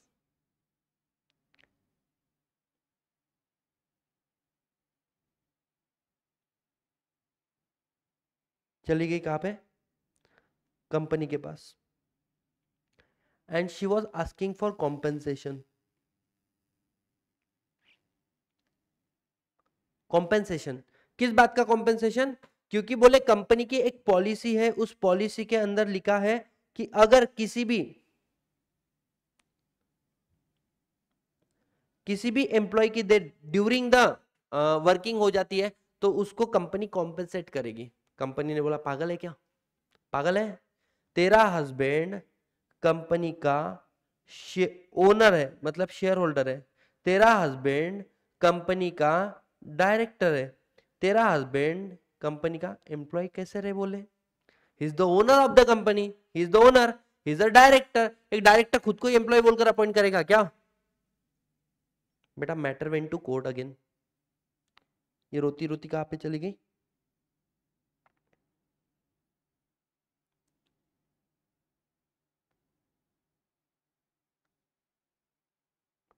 कोर्ट रूम में।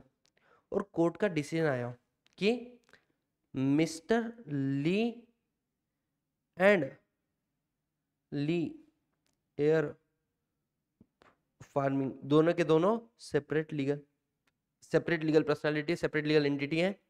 इसके अलावा इसलिए मिस्टर ली जो है एंटाइटल है फॉर कॉम्पेंसेशन। और हमेशा एक बात रखना, a person can be director, debtor, creditor of company at a time, same time. At a time बोलो या एट अ सेम टाइम।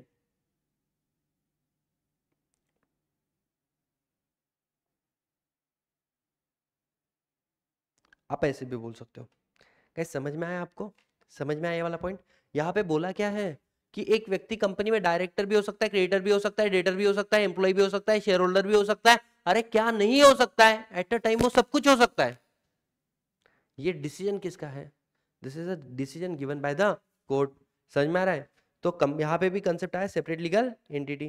बेटा ये देखो, पढ़ो ये वाला केस क्या लिखा हुआ है। Lee formed a company, Air Farming Limited. He was a shareholder, managing director, employee of the company. Lee died. His widow demand the compensation. The court held that Lee and the company separate legal entity है. Employer and employee are the different. Widow is entitled for compensation. कैसे? समझ में आया?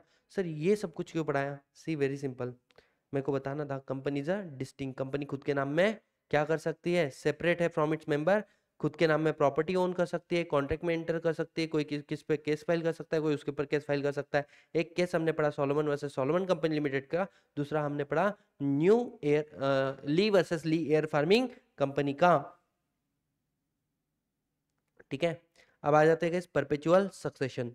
Sir what do you mean bye perpetual succession? Perpetual succession मतलब क्या रे? लिखेंगे, यहीं पे लिखेंगे। बोले कंपनी अमर है। मैं बोल रहा हूँ कहीं कभी मैं ना हिंदी में लिखा के देता हूँ, लिख लो। ये वो शब्द है जो तुम कभी भूलोगे नहीं। आज के 3 4 5 साल के बाद में भी कोई तुम्हें पूछेगा ना, जो तुम ऐसे छोटे छोटे शब्द लिख लेते हो, it will help you to retain the topic. बेटा तभी भी जाने अनजाने में शब्द में ये शब्द ही आएंगे, कंपनी अमर है। लेकिन इसके अंदर अपने को 3 पॉइंट लिखने का। 3 पॉइंट। 3 पॉइंट क्या? पहला परपेचुअल सक्सेशन। अब जो तुमने 2 केस लॉ लिखे उसके नीचे लिख लो परपेचुअल सक्सेशन। सर ये परपेचुअल सक्सेशन मतलब क्या? म्हणजे काय? परपेचुअल सक्सेशन का मतलब होता है गाइस, सुनो, मेंबर में कम, मेंबर में कम और member may go, but company goes on forever. Forever मतलब सर सुनो,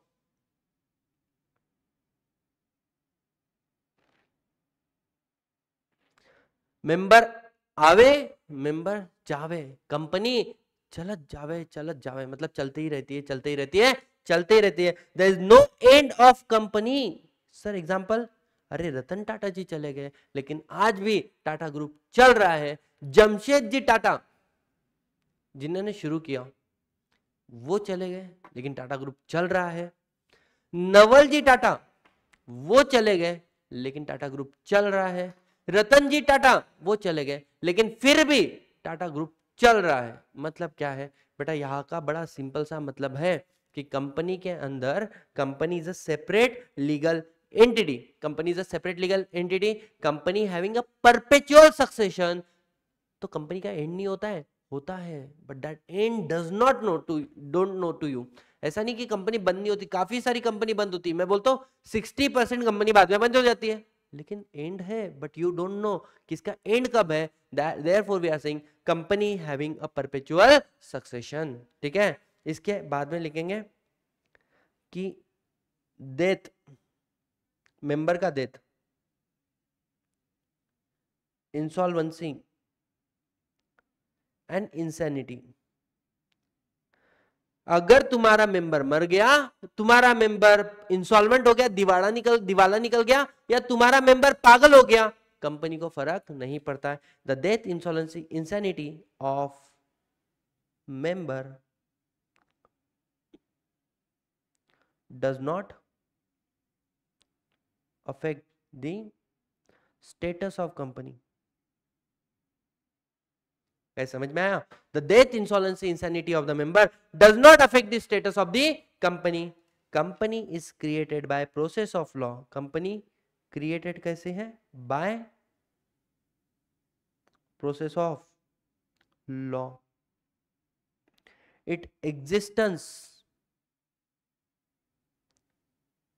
come to end by process of law only. इसका जन्म भी लॉ से हुआ है, इस कंपनी का मरण भी कैसे होगा? लॉ से होगा। गाइस मुझे बताओ, क्या ये सारे पॉइंट आपको समझ में आया?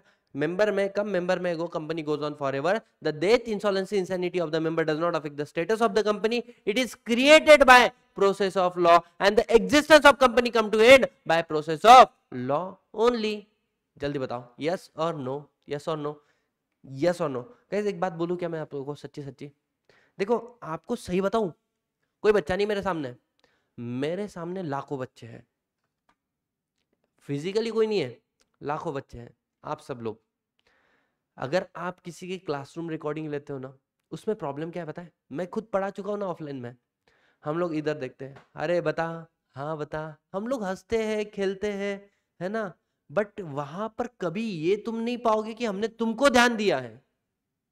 ये जो लेक्चर हम लोग रिकॉर्ड कर रहे हैं ना, एक्सक्लूसिवली कैमरे के सामने खड़े रह के, यहाँ पे तुमको ये फीलिंग आएगा कि ये बंदा सीधा डायरेक्टली मेरे को पढ़ा रहा है, और यहां से जो बातें निकलेगी वो हार्ट टू हार्ट कनेक्ट होने वाली है। समझ में आ रहा है? दैट्स वाई वी डिसाइडेड कि यार इस बार जो रिकॉर्डिंग करेंगे ना अकेले में, भले ही हमको पेन होए, if no pain no gain. समझ में आ रहा है? बट ये रिकॉर्डिंग एक्सक्लूसिवली सीएमए वाले बच्चों के लिए है। समझ में आ रहा है? चलो गाइस एकदम आराम से फोकस। और तुम ये बात समझो यार, तुम्हारे टीचर लोग जो ऑलरेडी क्वालिफाई हो चुके हैं वो इतनी मेहनत ले रही है, तुम्हारी तो एग्जाम है, तुमने कितनी मेहनत लेनी चाहिए। समझ में आ रहा है तुम लोगों को? चलो अब आता है next guys, limited liability. Limited liability, तो there are three types of company, there are three types of company. One is company limited by shares, one is company limited by guarantee, and another one is unlimited company. तो बेटा limited company limited by shares में आपकी liability कितनी होती है? लिखेंगे unpaid value of shares.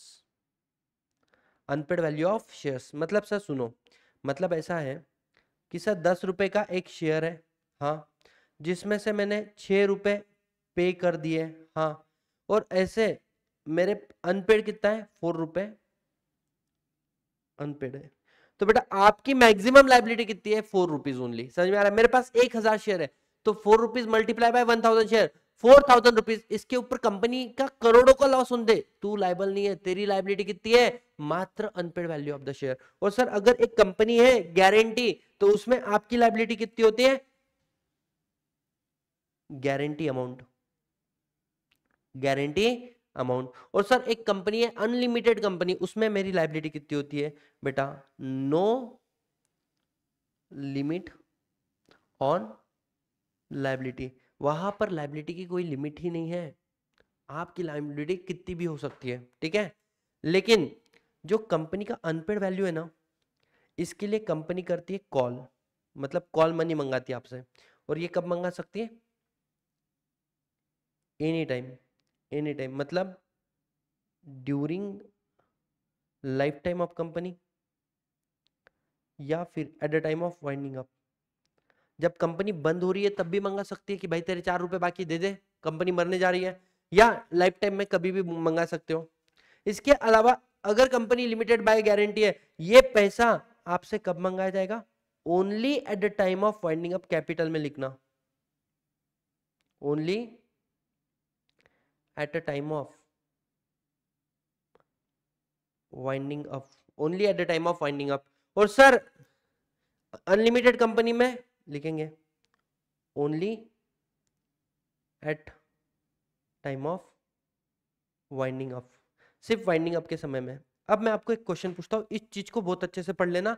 एक बार ये तुम लोग पढ़ लिए, इसके बाद में मैं तुमको क्वेश्चन पूछता हूँ, उस क्वेश्चन के आंसर दे देना, मैं मान जाऊंगा आप लोगों को, मान जाऊंगा, ठीक है। चलो, यहां पर कितना अनपेड वैल्यू, गारंटी अमाउंट और नो लिमिट ऑन लाइबिलिटी। चलो मैं तुमको एक क्वेश्चन पूछता हूँ, एग्जाम्पल। कंपनी है limited by shares, company is limited by shares. Sir SB sir के पास 1000 शेयर है, जिसमें अनपेड वैल्यू कितना है? 5 रुपए, और पेड कितना है? 5 रुपए। और कंपनी को लॉस हुआ है 5 करोड़ का। बताओ सतीश सर की लायबिलिटी कितनी? सतीश सर की लायबिलिटी कितनी?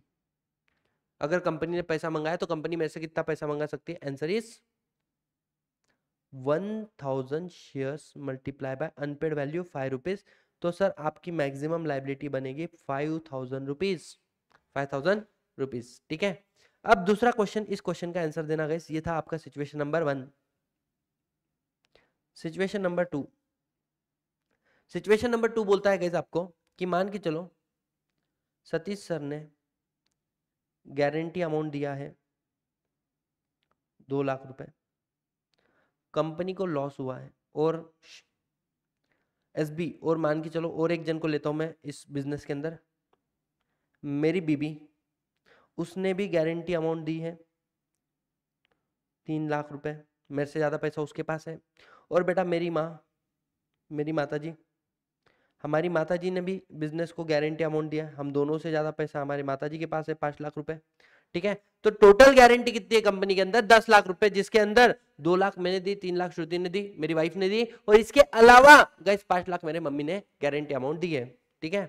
कंपनी को लॉस है कितने रुपए का? 2 करोड़। बताओ how much we are liable, हमारी लायबिलिटी कितनी है? ऑप्शन ए 2 लाख रुपए,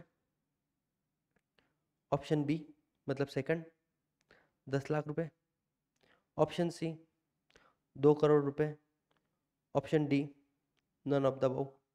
बताओ, सोच समझ के बताओ, हमारी लायबिलिटी कितनी है?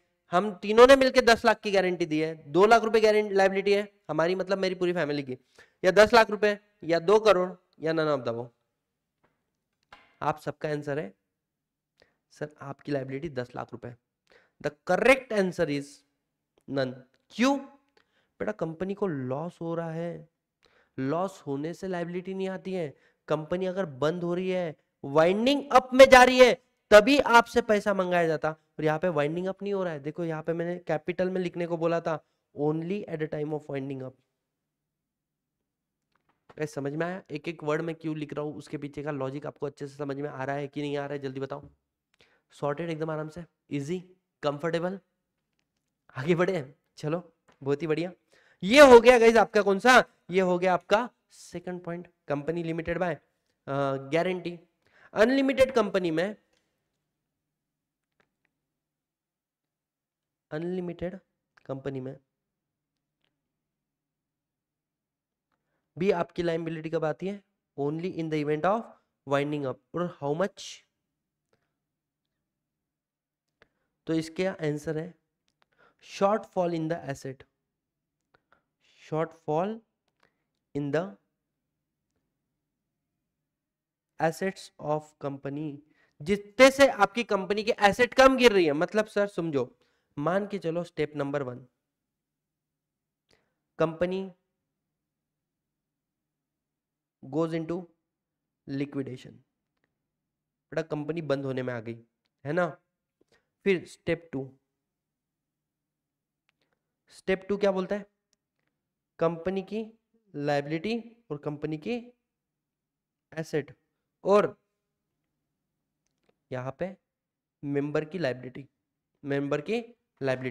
यहाँ पे लिख देते shortfall in asset, shortfall in assets,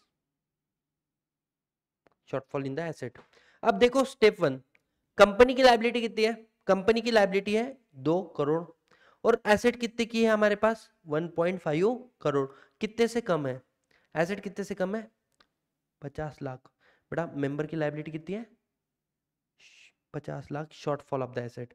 sir मान के चलो कंपनी की जो लायबिलिटी है वो है 2 करोड़, ध्यान देना कंपनी की लायबिलिटी कितनी है 2 करोड़, कंपनी की एसेट कितनी है 1 करोड़, मेंबर की लायबिलिटी कितनी है गाइस 1 करोड़। जितने से एसेट कम है लायबिलिटी के सामने, जितने से एसेट कम है। सर कंपनी की लायबिलिटी है मान के चलो 2 करोड़, कंपनी की एसेट कितनी है सर 10 लाख, मेंबर की लायबिलिटी कितनी रहेगी सर, मेंबर की लायबिलिटी रहेगी गाइस 1.9 करोड़। जितने से एसेट कम है उतनी मेंबर की लायबिलिटी है। लेकिन ये लायबिलिटी कंडीशन 1 क्या है, कंपनी कहां पे जाए लिक्विडेशन में, कंपनी मतलब कहां पे गई है वाइंडिंग अप में, और उसके बाद में कितने से एसेट कम है। इसलिए बोलते हैं in case of unlimited company लिखेंगे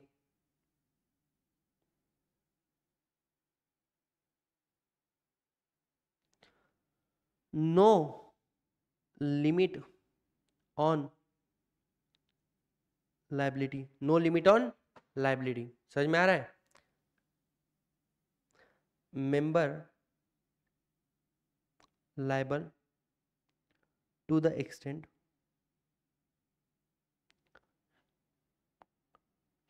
shortfall in assets and creditor can't sue directly to member। जो हमारी लाइबिलिटी है ना 1 करोड़, ये इसके लिए creditor can't sue directly, creditor तुम्हारे ऊपर डायरेक्टली केस फाइल नहीं कर सकता, क्रेडिटर कंपनी पे केस फाइल करेगा और कंपनी आपको उससे पैसा मांगेगी। समझ में आएगा इस, तो क्रेडिटर sue करता है कंपनी पे और कंपनी डिमांड करेगी मेंबर को। समझ में आएगा इस, और मेंबर ने किसको दिया कंपनी को, कंपनी किसको देगी क्रेडिटर को। गाइस बताओ क्या ये वाला पॉइंट आपको अच्छे से समझ में आया, यस और नो। यस। अब मैंने ये तुमको अभी बताया, एक लास्ट क्वेश्चन जिसका आंसर आप दो, in which of the following cases, in which of the following case liability of company is unlimited. नीचे में से कौन से केस में कंपनी की लायबिलिटी अनलिमिटेड होती है, option A, option B, option C, option D. Option A है कंपनी लिमिटेड बाय शेयर्स, दूसरा है कंपनी लिमिटेड बाय गारंटी, तीसरा है अनलिमिटेड कंपनी, और चौथा है ऑल ऑफ द अबव।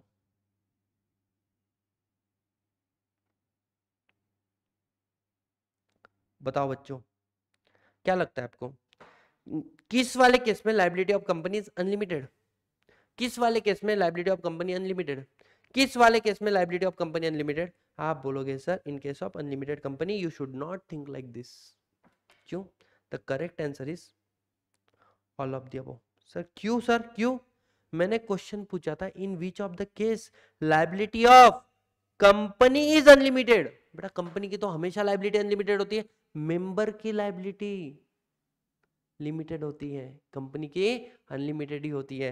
बेटा अगर क्वेश्चन होता in which of the cases liability of member is unlimited, तो फिर करेक्ट आंसर वाज सी, तो फिर करेक्ट आंसर सी था। अदरवाइज इस वाले केस में तो डी है, all of the above. Guys तुमको समझ में आ रहा है why I have started with the companies act? Because ये आपके दिमाग को, बुद्धि को चालना देता है सोचने समझने की और जीवन में आगे बढ़ने की। ठीक है, आगे बढ़ते हैं। तो member liability is unpaid amount of the share तक होता है, या फिर गारंटी जितने अमाउंट उसने दिए उतनी। अनलिमिटेड कंपनी के केस में देयर इज नो, बेटा आपकी पर्सनल प्रॉपर्टी भी लायबल हो जाती है ना। NCLT can declare liability unlimited in case of fraud, false and document and mismanagement. और तुमने कुछ गलत किया तो तुम्हारी लायबिलिटी को अनलिमिटेड कर सकता है एनसीएलटी। ठीक है, चलो common seal. What is common seal guys? What is common seal? बताओ, what do you mean by common seal? तो देखो कंपनी क्या है? आर्टिफिशियल पर्सन है। कंपनी क्या है? आर्टिफिशियल पर्सन है। तो कंपनी तो खुद होके कहीं पे साइन नहीं कर सकती ना, तो उसके पास क्या है? एक ऑफिशियल सिग्नेचर है, एक कॉमन सील आती है, उसको तुमने चिपका डाला मतलब कंपनी ने साइन कर डाला। लेकिन सर कंपनीज अमेंडमेंट एक्ट 2015 से कॉमन सील क्या हो चुका है? ऑप्शनल हो चुका है, ऑप्शनल हो चुका है। और बेटा यहाँ पे एक नया पॉइंट लिखेंगे, इफ नो कॉमन सील, अगर आपके पास क्या नहीं है? कॉमन सील नहीं है, तो फिर अब वहां पे किसकी साइन लगेगी? एक तो दो डायरेक्टर की साइन लगा दो, या फिर कंपनी में सीएस होगा तो एक सीएस प्लस एक डायरेक्टर के साइन लगा देना, तो माना जाएगा जैसे कि कंपनी। पहले तो कॉमन सेल कंपलसरी था ना, अब कॉमन सेल नहीं है। कॉमन सेल नहीं है तो जहां पे कॉमन सेल लगाते वहां पे कौन साइन करेगा? एक तो कंपनी के दो डायरेक्टर साइन करेंगे, या फिर कंपनी का सीएस और कंपनी का डायरेक्टर साइन करेगा। कैसे समझ में आया? Transferability of shares.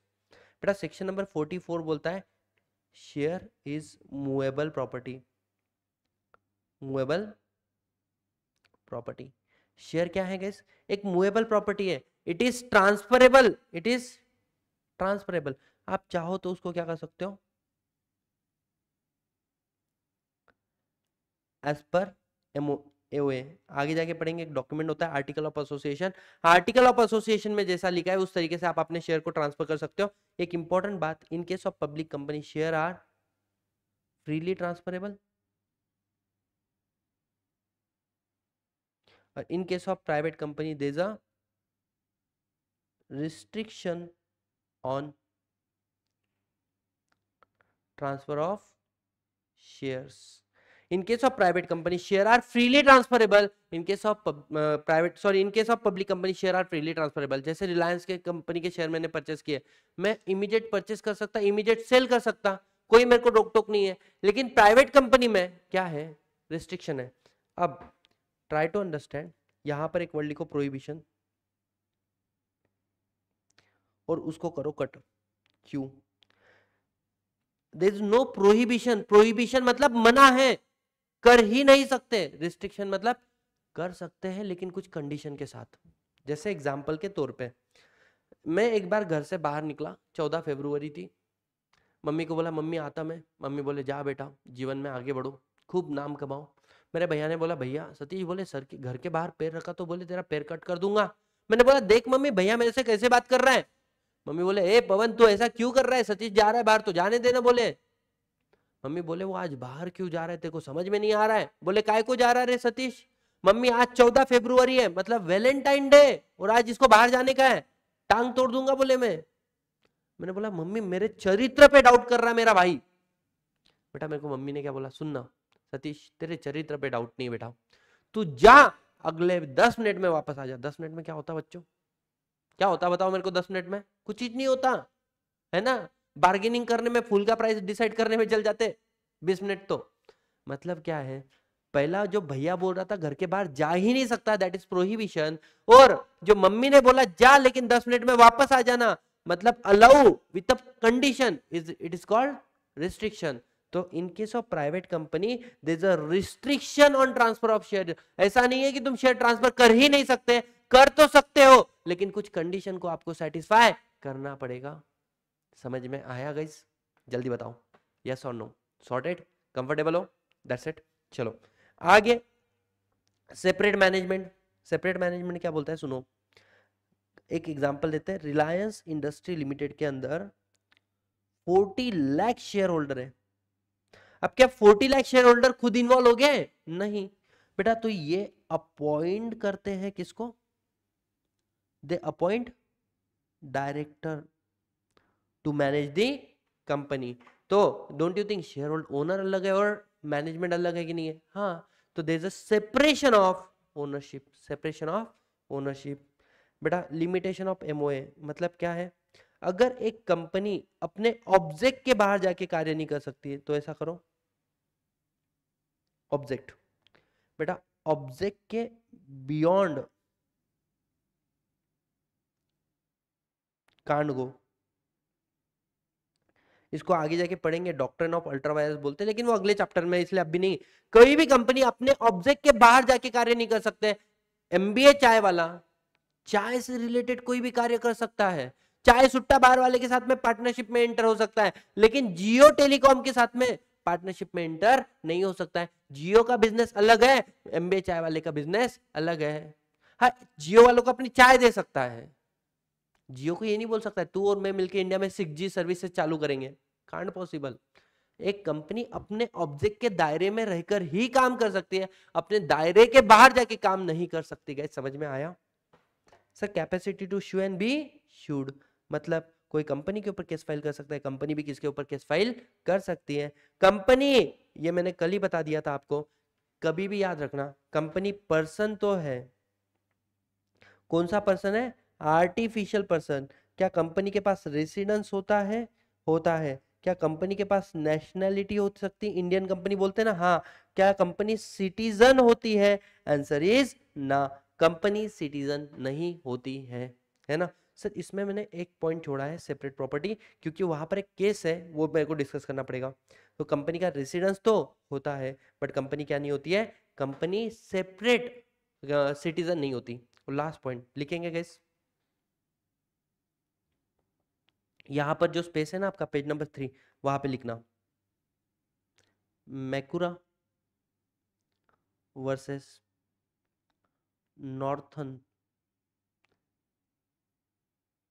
Assurance company limited. Macaura versus Northern Assurance company limited. इस वाले केस में क्या हुआ था, try to understand. There is a person called Macaura, इसने क्या बनाई? अब तुम लोग मेरे से ज्यादा प्रो हो चुके हो। ही फॉर्म अ कंपनी, कंपनी बनाया उसने, मैकुरा ने एक कंपनी बनाई, रजिस्टर की। कंपनी का बिजनेस था टिम्बर। मतलब क्या होता है सर ये टिम्बर? बेटा आओ मैं ही दिखाता हूँ तुमको सब,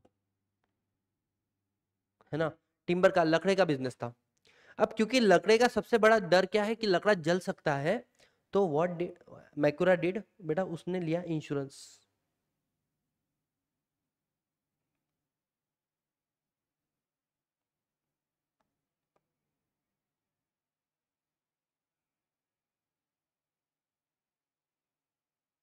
from Northern Insurance company limited, यहाँ पे NACL, Northern Insurance company limited.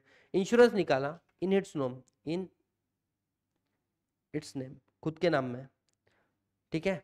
फिर क्या हो गया गाइस? आग लगी, और आग लगने के बाद में जो इंश्योरेंस था, इसने इनके क्लेम को कर दिया रिजेक्ट। रिजेक्ट क्यों किया? क्यों रिजेक्ट किया सर? पैसा देना चाहिए। तो इसका matter, it matter went to court. इस बार लेडी को रखते हैं ना अपन, मैटर वेंट टू कोर्ट। और कोर्ट ने क्या बोला, सुनो, कि जिस चीज का इंश्योरेंस आप निकालते हो उसमें आपका इंश्योरेबल इंटरेस्ट होना चाहिए। ऑल्दो तुम्हारे पास कंपनी के 100% शेयर हो गए, इसका मतलब ये नहीं कि कंपनी की प्रॉपर्टी तुम्हारी प्रॉपर्टी है।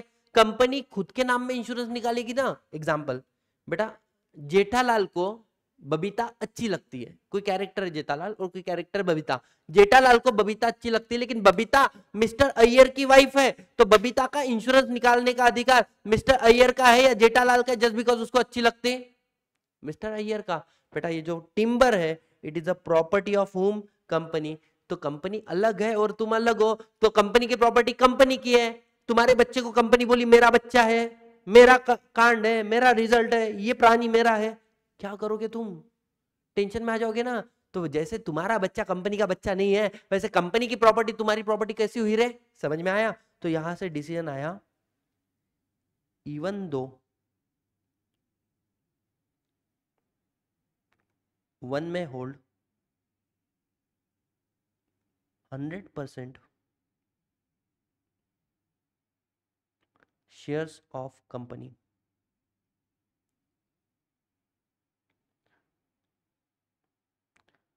the property of company does not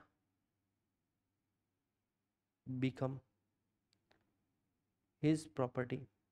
company की प्रॉपर्टी उसकी प्रॉपर्टी नहीं हो जाती है। समझ में आ रहा है? अगर आपके पास 100% शेयर भी हो गए ना, तो भी कंपनी की प्रॉपर्टी कंपनी की, आपकी नहीं है। कैसे? समझ में आया?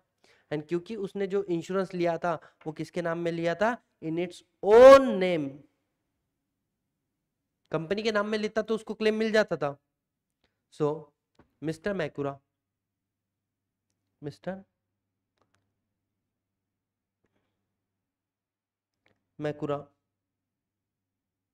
does not have insurable interest in property of company. Company के प्रॉपर्टी में उसका कोई भी इंश्योरेबल इंटरेस्ट नहीं है, वो प्रॉपर्टी उसकी नहीं कंपनी की है। गाइस समझ में आया? अब मैं आपको सारे के सारे फीचर्स को सम अप कर देता हूं। देखो याद कैसे करना है। कंपनी बन जाती है, बनाना पड़ता है, बनाना पड़ता है इनकॉर्पोरेट। बनी तो कैसी बनी? आर्टिफिशियल बनी। अच्छा बनी तो वो अलग है या चिपकी है? Separate legal entity. समझ में आ रहा है? पहला point, incorporated artificial and separate legal entity. Incorporated artificial and separate legal entity. क्या यहां तक समझ में आया आपको? इसके अलावा सर नेक्स्ट पॉइंट आया है तुम्हारा कौन सा? बनी मरेगी भी नहीं, परपेचुअल सक्सेशन। अच्छा इतनी अच्छी लायबिलिटी भी लिमिटेड है, लायबिलिटी भी लिमिटेड है। कंपनी का अपना कॉमन सेल है। इसके अलावा शेयर फ्रीली ट्रांसफरेबल है। इनके सब पब्लिक और प्राइवेट कंपनी में रिस्ट्रिक्शन है। कैसे? It is a movable property as per section 44। separation of ownership, shareholder do not involve into day to day affairs of the company, therefore they appoint board of director to manage the affairs of the company। इसके अलावा guys separate property, separate management हो गया। Limitation of क्या बोल सकते हैं? Action. आप अपने मेमोरेंडम के बाहर जाके कुछ भी कार्य नहीं कर सकते, ऑब्जेक्ट के बाहर। कोई आप पे केस फाइल कर सकता है, आप किस पे कर सकते हो? आप सिटीजन नहीं हो, भले ही आप रेसिडेंट हो, आपके पास नेशनैलिटी है। गाइस बताओ क्या आपको सारी बातें समझ में आ गई? समझ में आई? सर इसके पॉइंट याद हो सकते हैं क्या? अरे बिल्कुल हो सकते हैं, आ जाओ। देखो क्या करो, company is a incorporated association. दूसरा सेपरेट लीगल एंटिटी में देखो क्या क्या बोला था मैंने। सेपरेट लीगल एंटिटी में लिख लो यहाँ पे, companies distinct from the person who form, who own and who manage। उसके बाद में कंपनी के ओन क्या है? Rights and liability. और company member not liable for act of company. ये हो गया आपका इसके पॉइंट। ठीक है। लिमिटेड लायबिलिटी, इसमें क्या आएगा? Company limited by shares, guarantee या फिर unlimited company. Sir common seal क्या है? It's a official signature. ये क्या करता है? कंपनीज अमेंडमेंट एक्ट 2015 से ये क्या हो चुका है? ऑप्शनल हो चुका है।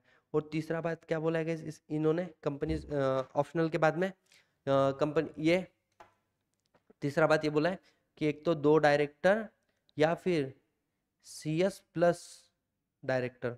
सर सेपरेट प्रॉपर्टी, यहां पर हमने देखा था केस कौन सा? Macaura versus Northern Assurance company limited. Sir transfer of share section number 44, share is transferable, ठीक है, मतलब मूवेबल है।